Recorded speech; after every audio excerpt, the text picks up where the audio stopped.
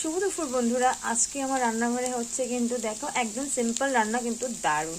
এই শীতের দিনে কিন্তু আলু ফুলকপি পেঁয়াজ করে দিয়ে ভাজি খেতে দারুণ লাগে। ভাতের সাথে বলো, গরম গরম ভাতের সাথে বলো, বা রুটি পরোটা লুচির সাথে বলো, খুব দারুণ লাগে। তো আমি খেতে খেতে খুবই ভালোবাসি। সাথে আমার ছেলে, আমার মেয়ে এত বেশি একটা খেতে চায় না, কিন্তু আমার তো খুব ফেভারিট। দেখো লাল লাল করে কিন্তু আলু ফুলকপি পেঁয়াজ করে দিয়ে ভাজি করে নিচ্ছি। আর সাথে হচ্ছে কি জানো, চলো সবার ফেভারিট একদম কষা কষা হবে কিন্তু ডিম কষা।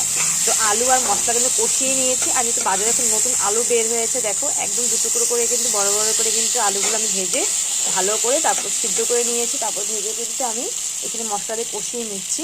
তো মশলা কষানো পুরো রেডি। সাথে দিয়ে দিব কিন্তু আমি ডিম দুটো। যেহেতু আমি ডিম খাবো না, সেজন্য আমার জন্য আমি ডিম রান্না করলাম না। ছেলে আর মেয়ে খাবে, সেজন্য ওদের দুজনের জন্য রান্না করেছে। আমি কিন্তু খাবো মাছ, মাছ ছেলে মেয়েও খাবে।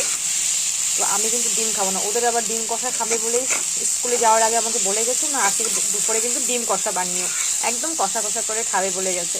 তো দেখো একদম ঝাল ঝাল করে কষা কষা করে কিন্তু আজকে ডিম কষাটা করে দেবো আমি ওদেরকে।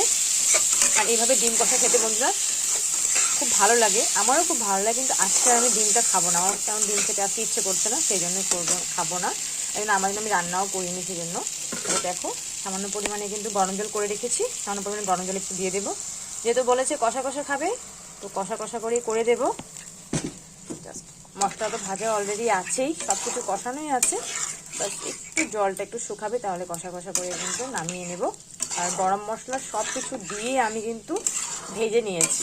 আর ডিম খেতে কে ভালোবাসে এভাবে কষা কষা জানিও কিন্তু কমেন্ট বক্সে। আর তোমরা কে কি রান্না করেছো তোমাদের রান্নাঘরে আজকে, সেটা জানাতে কিন্তু ভুলো না। চলো একটু ধনিয়া পাতা দিয়ে কিন্তু চটপট করে নামিয়ে, ধনিয়া পাতাটাও কিন্তু আমি এখনই দিয়ে দিব, যেহেতু তরকারি নামানোর সময় হয়তো কষা কষা করে নামাবো। তো বেশি সময়টা লাগবে না, জাস্ট 2-3 মিনিট হলেই কিন্তু একদম কষা কষা ডিম কষা কিন্তু একদম রেডি। চলো একটু ধনিয়া পাতা দিয়ে নিই। তো ডিম কষা হয়ে যাচ্ছে কিন্তু। আর উপরে দিয়ে দিলাম আমি ধনিয়া পাতা, গরম মশলাটা দিয়ে দিয়েছি অলরেডি। এই ধনিয়া পাতা দিয়ে 2-3 মিনিট পরে কিন্তু আমি ডিম কষা নামিয়ে নিতে পারবো। আমার রান্নার ভিডিওগুলো তোমাদের কেমন লাগে জানিও তো বন্ধুরা। তোমরা জানাও, আমাকে খুব ভালো লাগে বা খুব ভালোবাসা দাও। তো আমার ভিডিও তোমাদের কেমন লাগে সেটা জানিও। আর ভালো লাগে কিন্তু অবশ্যই লাইক করে একটা করো, পারলে একটু শেয়ার করে দিও। Thank you everyone. যদি এখন আমার পেজটা ফলো করো, একটু করে পেজটা ফলো করে নিও। Thank you.